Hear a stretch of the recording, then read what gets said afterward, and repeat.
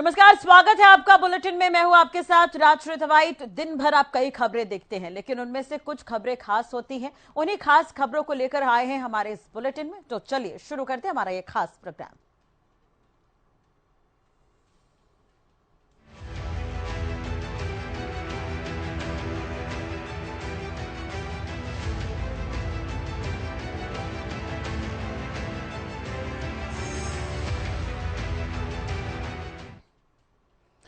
BJP 2024 की तैयारियों में जुट गई है। साल की शुरुआत होते ही एक बड़ी रैली हरियाणा में देखने को मिली है। जी हां, जेपी नड्डा पंचकुला पहुंचे हुए थे, जहां पर उन्होंने रोड शो किया है। देखिए रिपोर्ट। वर्ष 2024 चुनावी वर्ष है। लोकसभा के साथ साथ हरियाणा में विधानसभा चुनाव भी होने हैं। बीजेपी के राष्ट्रीय अध्यक्ष जेपी नड्डा हरियाणा के दौरे पर पहुंचे। 3 दिन में दूसरी बार वह हरियाणा के दौरे पर हैं। तो वहीं जेपी नड्डा ने अपने दौरे के दौरान रोड शो भी किया। पंचकुला में रोड शो के बाद उन्होंने संबोधित किया। आपको बता दें कि इस दौरान एक गाड़ी में जेपी नड्डा, मुख्यमंत्री मनोहर लाल और साथ ही प्रदेश अध्यक्ष नायब सैनी भी मौजूद रहे। रोड शो के दौरान जेपी नड्डा ने बीजेपी सरकार की उपलब्धियों को भी गिनवाया और साथ ही पीएम मोदी की तारीफ भी की। जेपी नड्डा ने इस दौरान कहा कि प्रधानमंत्री नरेंद्र मोदी के कुशल नेतृत्व में सैकड़ों योजनाएं चलाई जा रही हैं। इसके माध्यम से सारे समाज को प्रधानमंत्री नरेंद्र मोदी साथ लेकर चलने का काम कर रहे हैं। सामाजिक न्याय और विकास, इसको लेकर के प्रधानमंत्री मोदी जी चले और इसीलिए चाहे प्रधानमंत्री उज्ज्वला योजना हो, प्रधानमंत्री गरीब कल्याण अन्न योजना हो, प्रधानमंत्री आयुष्मान भारत हो, प्रधानमंत्री स्वच्छता अभियान हो, प्रधानमंत्री मुद्रा योजना हो, प्रधानमंत्री आवास योजना हो, प्रधानमंत्री गरीब कल्याण अन्न योजना हो, कोई भी आप स्कीम उठा करके देखेंगे, स्वनिधि योजना हो, विश्वकर्मा योजना हो, सारे समाज को साथ लेकर के आगे बढ़ने का काम, उसको पूरा करने का काम प्रधानमंत्री ने किया। आज आपको अपनी सुविधाओं के लिए सरकार के दफ्तरों के चक्कर नहीं काटने पड़े। आज आपको पोर्टल पर सिर्फ अपना नाम, परिवार पत्र और जिम्मेवारी और आपकी आवश्यकता, इस बात को आपको डालना पड़ेगा। सरकार आपके द्वार पहुंचेगी और काम करेगी। इस तरीके का काम, इसलिए उसको आगे बढ़ाने में कोई भी कसर नहीं छोड़ना। मित्रों, आज जो भारत विकसित संकल्प यात्रा चल रही है, उस विकसित भारत संकल्प यात्रा में हमारी कोशिश क्या है, मोदी जी की कोशिश क्या है, मनोहर जी की कोशिश क्या है कि कोई भी व्यक्ति पीछे न रह जाए। और आप सबसे मेरा निवेदन है कि आप देखो कि आपके इलाके में, मोहल्ले में, आपके वार्ड में, आपके गांव में, आपकी पंचायत में कोई भी पीछे न रह जाए, इसकी हमको चिंता करनी है। जेपी नड्डा के रोड शो के दौरान कार्यकर्ताओं में गजब का उत्साह देखने को मिला। जेपी नड्डा ने जनता का अभिवादन स्वीकार करते हुए आगामी परीक्षा के लिए इधर पंचकुला में बीजेपी के राष्ट्रीय अध्यक्ष जेपी नड्डा ने रोड शो किया। रोड शो के माध्यम से बीजेपी ने यह साफ कर दिया है कि चुनाव करीब है और आगामी लोकसभा और विधानसभा चुनाव के लिए बीजेपी एक्शन मोड में आ चुकी है। जी हां, आज जो रैली हो रही थी, जो रोड शो हो रही थी, उसमें भीड़ जिस तरह से नजर आ रही थी, उत्साह देखते ही बन रहा था।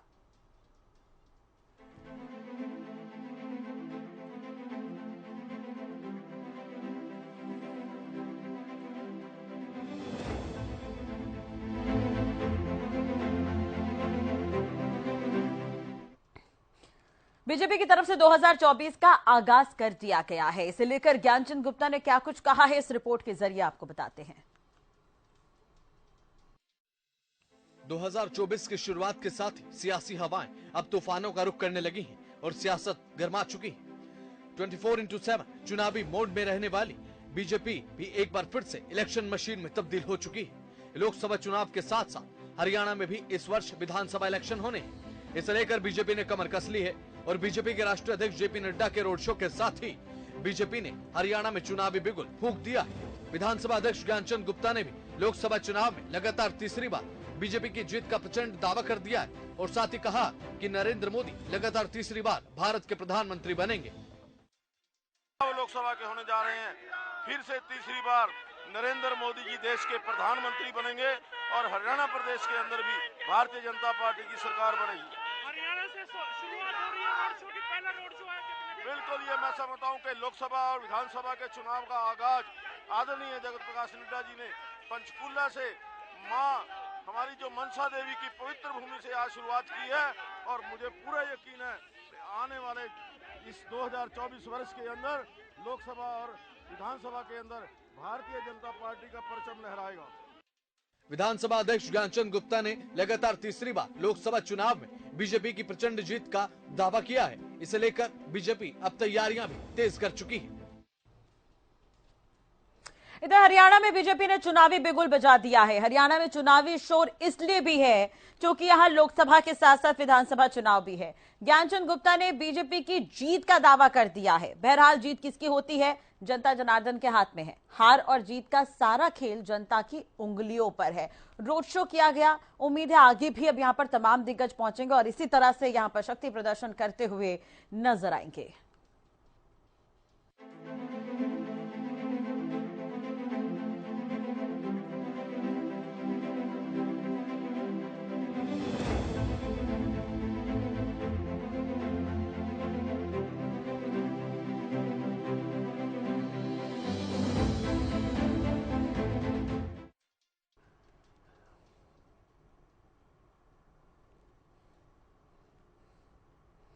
राम मंदिर को लेकर लगातार बयानबाजी हो रही है। एक तरह से देखा जाए तो हर कोई राम मंदिर के प्राण प्रतिष्ठा का इंतजार कर रहा है। तेजस्वी यादव ने बड़ा बयान दिया है राम मंदिर को लेकर और उस पर पलटवार किया है हरियाणा के गृह मंत्री अनिल विज ने। राम मंदिर पर बिहार के डिप्टी सीएम तेजस्वी यादव के बयान को लेकर गृह मंत्री अनिल विज ने पलटवार किया। उन्होंने कहा कि अस्पताल और मंदिर अपनी अपनी जगह होते हैं। राम के स्वागत को लेकर जगह जगह तैयारियां हो रही है। अस्पताल जाओगे कि मंदिर जाओ, पैरवा कट जाएगा तो मंदिर पंडित जी के दिखाई में जाएगा कि अस्पताल में डॉक्टर जी को दिखाओगे? बताओ आपको क्या चाहिए भाई? भूख लगेगा तो मंदिर जाइएगा, वहां तो दाने देना पड़ता है कि नहीं? बिहार के डिप्टी सीएम ने राम मंदिर को लेकर एक ट्वीट किया है। कहा है कि अगर आप बीमार हो जाते हो तो पहले हॉस्पिटल की आपको जरूरत है या फिर मंदिर की। इसको कहते हैं विनाश काले विपरीत बुद्धि। इसलिए इनका नाश होने वाला है, इसलिए राम जी इनके मुंह से ऐसी ऐसी बातें निकलवा रहे हैं। अस्पताल अपनी जगह, मंदिर अपनी जगह। इनको आज तक ये अंतर समझ नहीं आया। ये तो केवल लेट डाउन करना चाहते हैं इस मूवमेंट को, और जबकि लोग अब पूरी तरह से राममय हो चुके हुए हैं और लोग राम का स्वागत करने के लिए जगह जगह पर तैयारियां हो रही हैं। आपको बता दें कि 22 जनवरी को राम मंदिर में भगवान राम की प्राण प्रतिष्ठा होनी है और निमंत्रण देने का दौर देखने को मिल रहा है। साथ साथ इस पर राजनीति भी हो रही है। देखने वाली बात होगी इस बयान के बाद क्या कुछ रिएक्शन सामने आते हैं। लेकिन पूरा देश राम मंदिर की प्राण प्रतिष्ठा का इंतजार कर रहा है और अयोध्या की नगरी में जोरों शोरों से इसकी तैयारी की जा रही है। इधर राम मंदिर पर बिहार के डिप्टी सीएम तेजस्वी यादव के बयान को लेकर गृह मंत्री अनिल विज ने पलटवार किया है। साफ तौर पर देखा जाए तो राम मंदिर के प्राण प्रतिष्ठा का हर कोई इंतजार कर रहा है, लेकिन एक के बाद एक इस पर बयानबाजी सामने आ रही है। विपक्ष जो पार्टियां हैं वो कह रही है कि राम मंदिर को लेकर मोदी लगातार क्रेडिट ले रहे हैं, लेकिन ये मंदिर पूरे देश के लिए बना है। ऐसे में कोई पार्टी इसे लेकर क्रेडिट नहीं ले सकती।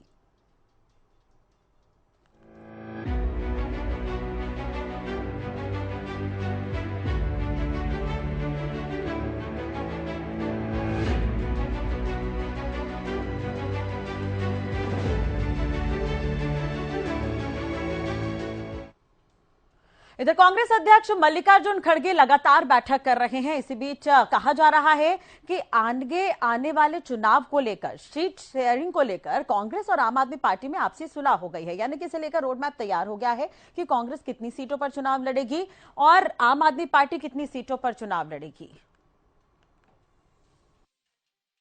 2024 के लोकसभा चुनाव के लिए सारी पार्टियों ने तैयारियां शुरू कर दी है। बीजेपी जहां लगातार तीसरी बार सत्ता में आने की कोशिश कर रही है, तो वहीं INDIA के बैनर तले विपक्षी दल एकजुट होने में लगे हैं। साथ ही सीट बंटवारे को लेकर विपक्षी दलों में जोर शोर से मंथन चल रहा है। कांग्रेस अध्यक्ष मल्लिकार्जुन खड़गे के साथ गुरुवार शाम हुई पार्टी की गठबंधन समिति की बैठक के दौरान सहयोगी दलों के साथ सीट बंटवारे के रोडमैप पर चर्चा हुई। बैठक में कांग्रेस के पूर्व अध्यक्ष राहुल गांधी और पार्टी के संगठन महासचिव KC वेणुगोपाल मौजूद थे। जानकारी के मुताबिक लोकसभा चुनाव के लिए दिल्ली में आप के साथ संभावित गठबंधन में कांग्रेस अपना हाथ ऊपर रखना चाहती है। विश्वस्त सूत्रों के अनुसार INDIA के सहयोगी दलों के बीच सीटों के बंटवारे का जो फॉर्मूला तय हुआ है, उसके अनुसार 2019 में जहां जिस सीट पर जो दल पहले या दूसरे नंबर पर रहा था, वो सीट उसी को दी जाएगी।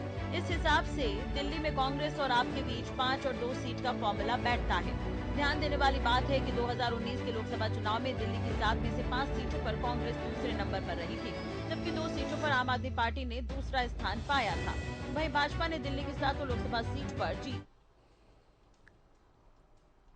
इधर दूसरी तरफ प्रदेश कांग्रेस के वरिष्ठ नेताओं के अनुसार दिल्ली के लिए अलग फॉर्मूला नहीं बनेगा, बल्कि यही रहेगा। अगर इस फॉर्मूले पर आम आदमी पार्टी के साथ बात नहीं बनी तो संभावना है कि 5-2 नहीं 4-3 का फॉर्मूला रखा जा सकता है। मतलब 4 सीट पर कांग्रेस और 3 सीट आम आदमी पार्टी को दी जा सकती है। यानी कि INDIA लगातार आने वाले चुनाव को लेकर बैठक कर रही है, तो जल्द ही ये साफ हो जाएगा कि कौन सी पार्टी कितने सीटों पर चुनाव लड़ेगी।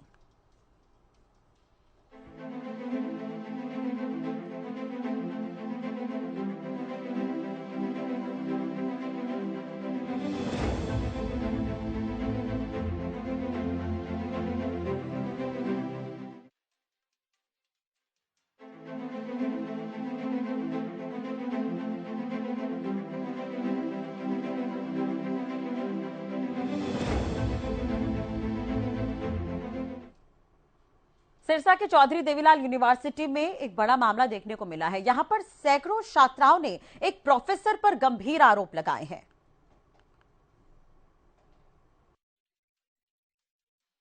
सिरसा की चौधरी देवीलाल यूनिवर्सिटी में सैकड़ों छात्राओं ने एक प्रोफेसर पर यौन शोषण के आरोप लगाए हैं। छात्राओं ने एक गुमनाम चिट्ठी भी लिखी है, जिसमें प्रोफेसर पर छात्राओं के साथ यौन शोषण के आरोप लगे हैं।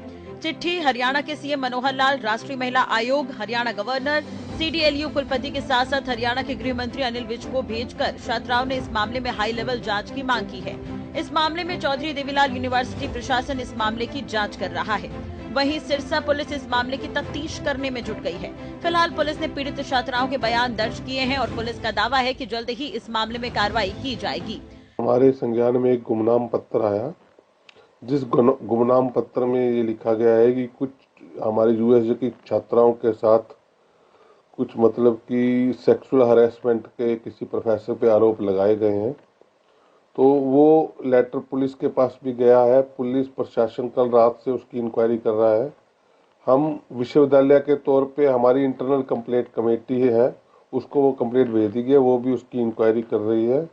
अब इस में कितने तथ्य हैं और कितने सत्य हैं, वो इंक्वायरी का मैटर है। जैसे ही वो इंक्वायरी में कोई जानकारी आएगी तो उसके बाद ही आगे की कार्रवाई हो पाएगी। CDLU यूनिवर्सिटी में एक अनोनिमस कंप्लेंट आया है against a professor and a dean.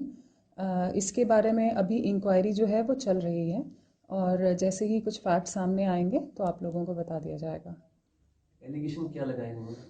Allegations यही हैं कि इनअप्रोप्रिएट टच किया गया है लड़कियों को, बट जो कंप्लेंट है वो अनोनिमस है और जो सभी लड़कियां हैं यूनिवर्सिटी की और जो भी प्रोफेसर्स हैं, जो फैकल्टी मेंबर्स हैं, सभी से पूछताछ चल रही है। अगर इस तरीके की कोई भी बात आएगी तो अप्रोप्रिएट एक्शन लिया जाएगा।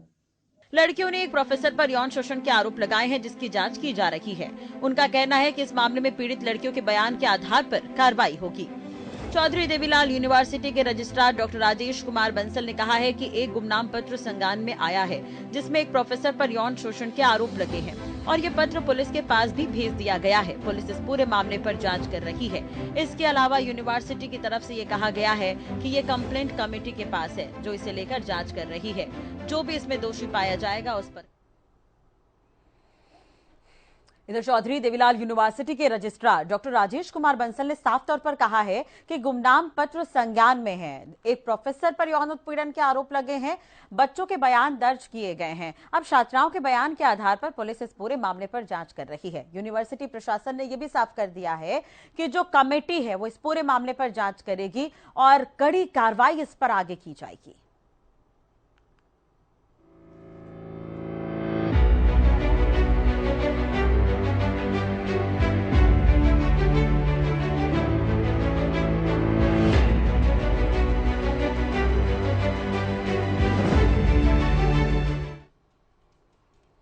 ईडी की टीम लगातार पूरे देश भर में कार्रवाई कर रही है। एक तरफ हरियाणा में कार्रवाई हो रही है तो दूसरी तरफ पश्चिम बंगाल में भी लगातार कार्रवाई की जा रही है। ममता सरकार के मंत्रियों के आवास पर यहां पर ईडी ने कार्रवाई की है। एक और कार्रवाई जब ईडी की टीम पहुंची थी यहां पर करने के लिए, उस दौरान 200 से ज्यादा लोगों ने ईडी की टीम पर ही हमला कर दिया। पश्चिम बंगाल के उत्तर 24 परगना के संदेशखली गांव में ईडी की एक टीम पर शुक्रवार सुबह को हमला हुआ। हमलावरों ने टीम के वाहनों की तोड़फोड़ की है, साथ ही सीआरपीएफ जवानों को खदेड़ दिया। हमला उस दौरान हुआ जब टीम राशन घोटाला मामले में टीएमसी नेता शेख शाहजहां और बोनगांव के पूर्व नगरपालिका अध्यक्ष शंकर आध्या के बोनगांव स्थित आवास पर छापेमारी करने पहुंची थी। ईडी के अधिकारी के मुताबिक 200 लोगों की भीड़ ने अचानक टीम को घेर कर हमला किया। उन्होंने ये भी बताया कि हमारे वाहनों में तोड़फोड़ की गई। अधिकारी के मुताबिक रेड मारने आई टीम में ईडी के असिस्टेंट डायरेक्टर भी शामिल थे। भीड़ ने उनकी गाड़ी को भी तोड़ दिया। हालांकि टीएमसी नेता एसके शाहजहां को गिरफ्तार कर लिया गया है और आगे की कार्रवाई भी शुरू कर दी गई है। इधर पश्चिम बंगाल के उत्तर 24 परगना के संदेशखली गांव में ईडी की टीम कार्रवाई करने पहुंची थी। हालांकि ईडी की टीम पर जिन लोगों ने हमला किया है उन पर मामला दर्ज कर लिया गया है। जो लोग हमलावर वहां पर पहुंचे थे वो लोग जिनके घर पर ईडी की कार्रवाई हुई है उनके गुर्गे ही बताए जा रहे हैं। आसपास के ग्रामीणों का कहना है कि जिन मंत्रियों के घर पर कार्रवाई हुई है उनके ही गुर्गे यहां पर हमला करने के लिए पहुंचे हुए थे।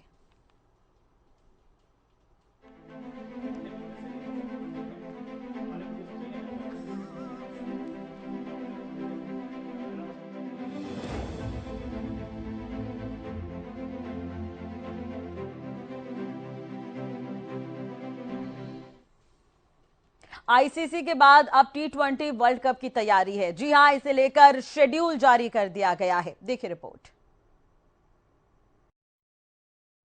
टी20 वर्ल्ड कप शेड्यूल के ऐलान के साथ ही अब क्रिकेट प्रेमियों के लिए इंतजार मुश्किल होने वाला है, क्योंकि एक बार फिर भारत पाकिस्तान की टीम को वापस मैदान पर भिड़ते देखने का मौका मिलेगा। टीम इंडिया के सभी ग्रुप स्टेज मुकाबले संयुक्त राज्य अमेरिका में खेले जाएंगे। टी20 वर्ल्ड कप 2024 का पहला मुकाबला यूएसए बनाम कनाडा के बीच 1 जून को खेला जाएगा। टीम इंडिया के लिए साल 2024 में आईसीसी ट्रॉफी जीतने का एक सुनहरा मौका होगा। टीम इंडिया की बात करें तो साल 2023 में वनडे विश्व कप में शानदार प्रदर्शन करने के बावजूद टीम इंडिया को फाइनल में ऑस्ट्रेलिया के खिलाफ हार का सामना करना पड़ा था। लेकिन इस बार टीम इंडिया कोई कोर कसर नहीं छोड़ना चाहेगी। भारत और पाकिस्तान ये दोनों टीम 9 जून को आपस में भिड़ेंगी। भारत 2007 में टी20 का विश्व कप जीती है। 2024 टी20 का विश्व कप का फाइनल मुकाबला 29 जून को। 2023 में विश्व कप में हार के बाद भारत ऑस्ट्रेलिया से बदला जरूर लेना चाहेगी। टी20 में ये मौका है। भारत अब तक मात्र एक बार टी20 का खिताब जीती है और इंग्लैंड 2 बार टी20 का विश्व कप जीत चुकी है। वेस्टइंडीज और अमेरिका टी20 वर्ल्ड कप की संयुक्त मेजबानी कर रहे हैं। इसमें 20 टीम खेलेगी, जिन्हें 5-5 के 4 ग्रुप में बांटा गया है। इससे ये अब तक का सबसे बड़ा टी20 विश्व कप बन गया है। ऑस्ट्रेलिया में 2022 में टी20 खेला गया था, जिसमें 16 टीमों ने हिस्सा लिया था।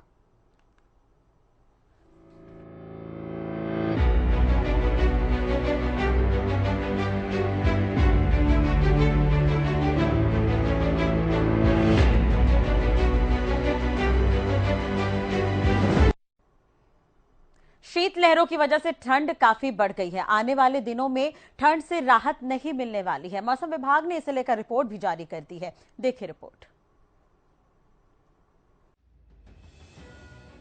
शीतलहरों ने सिरहन बढ़ा दी है। हरियाणा में भी जमकर ठंड पड़ रही है। सर्दी होने की वजह से सांस के मरीज, हार्ट के मरीजों की संख्या बढ़ जाती है। तो लोगों को सलाह देने के लिए ये बताया जरूरी है कि वो सर्दी के अंदर सुबह और शाम को ज़्यादा ठंड के अंदर सैर करना अवॉइड करें। इसकी वजह से उनके अंदर इन्फ्लुएंजा लाइक इलनेस और जो कार्डियक पेशेंट होते हैं उनकी वेसल्स का स्पाज्म होने की वजह से, वेजो स्पाज्म होने की वजह से हार्ट के पेशेंटों की संख्या बढ़ सकती है। तो वो जब थोड़ी धूप निकले उस समय सैर करें। सुबह और शाम को सैर को अवॉइड करना चाहिए। बच्चों को भी कम से कम घर के बाहर निकलना चाहिए, ज़रूरी हो जब भी बाहर निकलें, क्योंकि ज़्यादा ठंड की वजह से उनके अंदर इन्फ्लुएंजा लाइक इलनेस काफ़ी ज़्यादा हो जाती है और बार बार इन्फेक्शन होने की वजह से उनको बुखार भी आ सकता है। तो बाहर निकलना अवॉइड करें और घर में ही रहें, जब ज़रूरी काम हो तो ही बाहर जाएं। चलिए ग्राफिक्स के जरिए अलग अलग शहरों के तापमान भी आपको बताते हैं। दिल्ली में अधिकतम तापमान 17 डिग्री सेल्सियस रहा, जबकि न्यूनतम तापमान 8 डिग्री सेल्सियस के लगभग है। वहीं गुरुग्राम की बात करें तो यहाँ पर भी कड़ाके की ठंड पड़ रही है। 17 डिग्री सेल्सियस यहाँ पर भी अधिकतम तापमान है और न्यूनतम तापमान 7 डिग्री तक जा रहा है। फरीदाबाद की अगर हम बात करें तो यहाँ पर भी 17 डिग्री सेल्सियस अधिकतम तापमान है और न्यूनतम तापमान 8 डिग्री सेल्सियस के लगभग है। महेंद्रगढ़ और कुरुक्षेत्र में अधिकतम तापमान 15 डिग्री सेल्सियस रहा। इसके अलावा न्यूनतम तापमान 6 और 5 रहे। जींद की अगर हम बात करें तो यहाँ पर अधिकतम तापमान 15 के लगभग है, न्यूनतम तापमान 6 के लगभग है। रेवाड़ी की अगर बात की जाए तो यहाँ पर अधिकतम तापमान 16 डिग्री सेल्सियस और न्यूनतम 6 डिग्री सेल्सियस रहा। हिसार और भिवानी में 14 अधिकतम तापमान रहे और न्यूनतम तापमान 6 डिग्री सेल्सियस रहे। फतेहाबाद में 14 डिग्री सेल्सियस अधिकतम तापमान रहा, वहीं 5 डिग्री सेल्सियस न्यूनतम तापमान रहा। सिरसा में भी कड़ाके की ठंड पड़ रही है। यहाँ पर अधिकतम तापमान 13 डिग्री सेल्सियस रहा और न्यूनतम तापमान 5 डिग्री सेल्सियस रहा। कुल मिलाकर अगले आने वाले 5 दिनों में भी इसी तरह की ठंड देखने को मिलेगी। लोगों को संभल कर रहने की आवश्यकता है। आपको बता दें कि करनाल, हिसार, जींद में घने कोहरे के साथ ही शीतलहर चलने की संभावना है। अंबाला, यमुनानगर, कुरुक्षेत्र, कैथल, सिरसा, फतेहाबाद में घना कोहरा रहेगा। अन्य जिलों में मौसम साफ रहने का अनुमान है। हालांकि मौसम विशेषज्ञों का साफ कहना है कि ठंड के लिहाज से अगले 5 दिन सूबे पर भारी रहेंगे। हरियाणा में आने वाले 5 दिनों में कोल्ड डे, कोहरा व पाला जमने की स्थिति होगी। 7 जनवरी को एक कमजोर पश्चिमी विक्षोभ सक्रिय होने से ठंड से आंशिक राहत मिलने के आसार है। 8 व 9 जनवरी के दौरान मौसम में बदलाव और तापमान में उतार चढ़ाव आएगा। सीमित स्थानों पर बूंदाबांदी की भी संभावना है।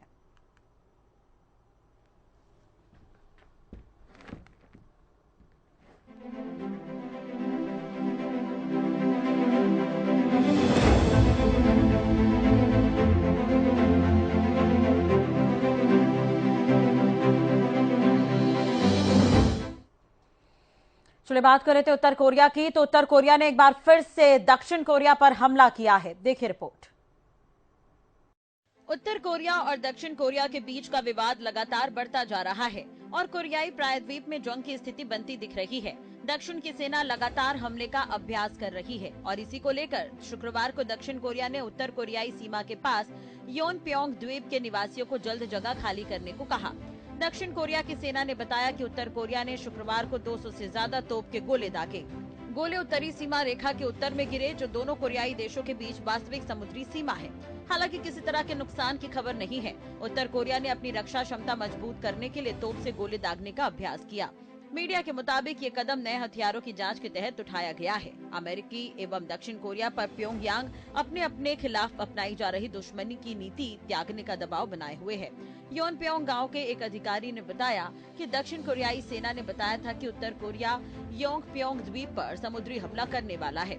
जल्द लोगों को वहां से निकाल दिया जाए। सेना के अनुरोध के बाद निकासी आदेश जारी किए गए थे, इसलिए लोगों से जल्द जगह खाली करने को कहा गया है। इसके वीडियो भी सामने आए हैं।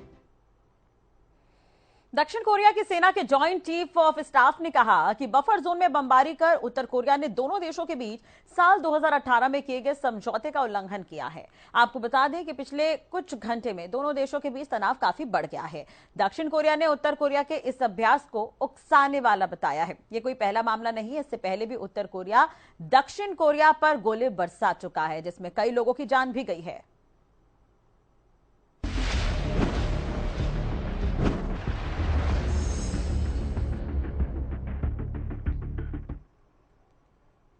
चलो इसी के साथ ही हमारे इस बुलेटिन में फिलहाल इतना ही। खबरों के लिए बने रहिए हमारे साथ। नमस्कार।